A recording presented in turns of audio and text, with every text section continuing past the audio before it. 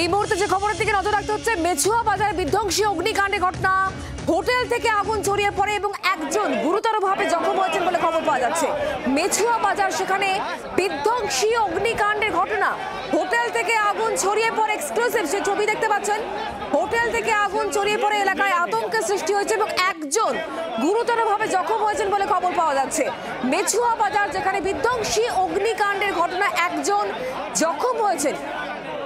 Hotel থেকে আগুন ছড়িয়ে পড়ে বলে খবর পাওয়া যাচ্ছে। মৌমিতা চক্রবর্তী এই মুহূর্তে আমাদের সঙ্গে রয়েছেন প্রতিনিধি টেলিফোন লাইনে। মৌমিতা, কিভাবে আগুন লাগলো এবং এখন কি পরিস্থিতি? যে জায়গায় আগুন লেগেছে অত্যন্ত ঘিঞ্জি জায়গা এবং অত্যন্ত দ্রুততার সঙ্গে আগুন ছড়িয়ে পড়ছে।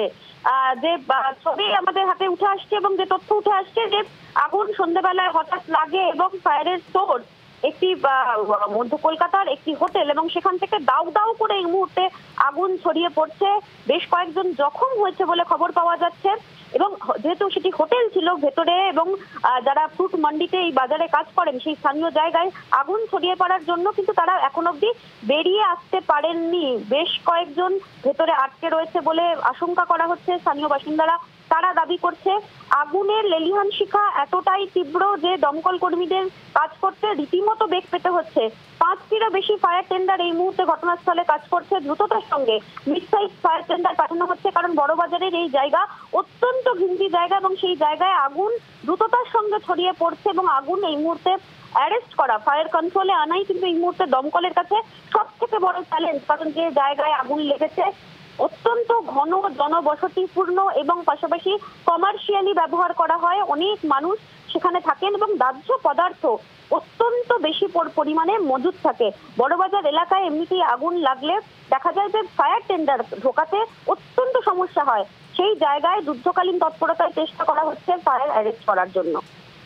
যেমনটা বলছিলে মৌমিতা, তুমি যে 5টি ইঞ্জিন এই মুহূর্তে ঘটনাস্থলে রয়েছে, আগুন নেভানোর কাজ করছেন দমকল কর্মীরা। তবে আগুন নেভাতে কি বেশ খানিকটা বেগ পেতে হচ্ছে, কারণ ঘিঞ্জি এলাকা, ভেতরে বেশ কয়েকজন আটকে রয়েছে। তাদেরকে কিভাবে সেখান থেকে উদ্ধার করা যায় সেই প্রচেষ্টা এই মুহূর্তে কতটা জোরদার? দেখো, সেই কাজও শুরু হয়েছে কারণ ভেতরে অনেকে আটকে রয়েছে বলে স্থানীয় বাসিন্দারা তারা দাবি করছেন। খুব স্বাভাবিকভাবেই তাদের ঠিকমতো বের করে আনাই কিন্তু এই মুহূর্তে ফায়ার কর্মীদের কাছে, দমকল কর্মীদের কাছে সব থেকে বড় চ্যালেঞ্জ। কারণ আগুন ছড়িয়ে পড়ছে, তাপ প্রচন্ড এবং দমকল কর্মীদেরও সেই ঘটনাস্থল পর্যন্ত অর্থাৎ ফায়ার সোর্স পর্যন্ত পৌঁছাতে যথেষ্ট বেগ পেতে হচ্ছে। সেই জায়গায় মানুষ যাতে কোনো রকম ভাবে প্যানিক না হয়ে যান।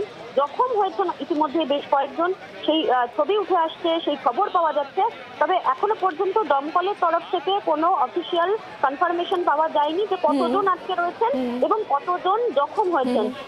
একজন ইতিমধ্যে গুরুতর জখম হয়েছেন বলে খবর। তবে দমকল কর্মীরা যুদ্ধকালীন তৎপরতায় কাজ শুরু করেছেন। তুমি নজর রাখো। ধন্যবাদ আমাদের সঙ্গে টেলিফোন লাইনে থাকার জন্য।